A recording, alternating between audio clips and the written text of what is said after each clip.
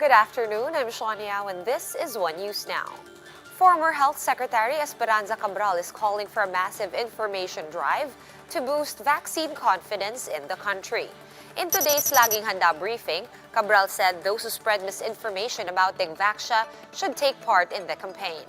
She explained that vaccine hesitancy started years ago when the Dengvaxia issue was sensationalized, leading to a loss of confidence in our experts. The medical practitioner clarified that all countries battling dengue, except for the Philippines, are now using Dengvaxia to fight the disease. Inaanyayahan natin sila na tumulong to come out in public to say that all of us must get the COVID vaccine if it is something indicated for us so that we can recover our economy so that we can all stay healthy. Malacanang is downplaying the Philippines' slight drop in the democracy index released by a British think tank. The Philippines ranked 55th out of 167 countries based on the report of the Economist Intelligence Unit or EIU. This is down a notch from the previous year's 54th. The Philippines landed under the flawed democracy category with a score of 6.56. According to the EIU, countries that fall under the flawed category have free and fair elections and that basic civil liberties are respected despite problems such as infringements on media freedom. In today's palace briefing, spokesman Harry Roque noted that the country is still ahead of other Southeast Asian nations like Indonesia, Thailand, Singapore, and Myanmar. We will strive to do better, pero that ranking po shows that democracy is very much alive in the Philippines. Our democratic institutions are working. And the government has formed a new task force to go after illegal activities in the market as the price of pork continues to rise. For the details, we have Shyla Francisco joining us from Makati. Hello, Shyla. What will this task force prioritize? Sean, President Duterte has formed a task force in economic intelligence headed by the Agriculture and Trade Department. This is to catch profiteers, hoarders, and price manipulators. The task force will prioritize running after traders and wholesalers, which the DA claims jacked up prices of pork in markets. Pork prices remain around 400 pesos a kilo in wet markets amid the reduced demand after the holiday season. Besides the DA and DTI, the task force has around 8 member agencies from the government.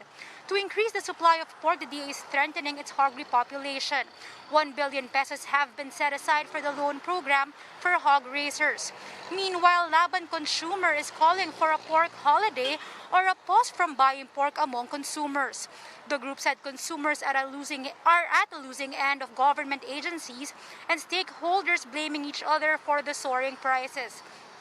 Sean, as for pork holiday among retailers and consumers, the national government is appealing not to compound the problem, saying that interventions are already in place to address the problems of stakeholders. Sean? Thanks for that update, Shyla Francisco, reporting to us live from Makati.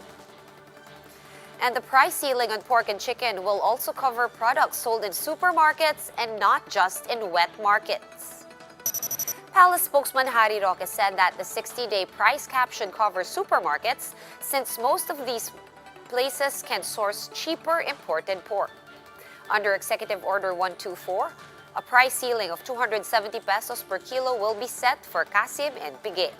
SRP for liempo will now be at 300 pesos per kilo, while dressed chicken will be at around 160 pesos per kilo.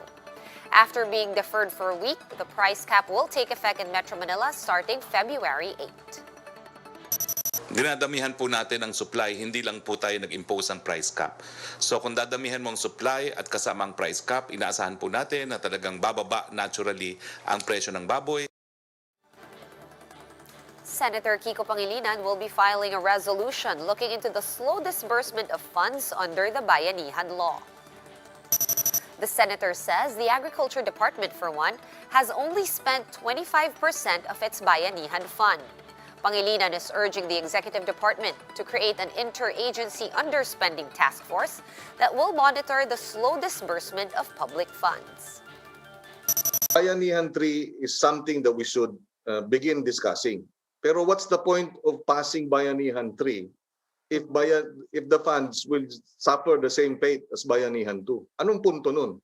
Nagpasa ka nga ng Bayanihan 3, pinondohan mo nga, yung Bayanihan 2 hindi pa nagagastos. Ay, dapat, walang problema ang pag-usapan ng Bayanihan 3, ang dagdag na ayuda, pero alamin natin ano ang unang hakbang ng gobyerno para gastusin yung nakabinbin at nakatenga na pondo. For more updates, visit News 5, the Philippine Star, and Business World online. Visit our website, onenews.ph, for more in-depth analysis. You can also catch One News on the Signal Play app. Register for a free account at www.signalplay.com and stream One News live anytime, anywhere. I'm Sean Yao. We are One News.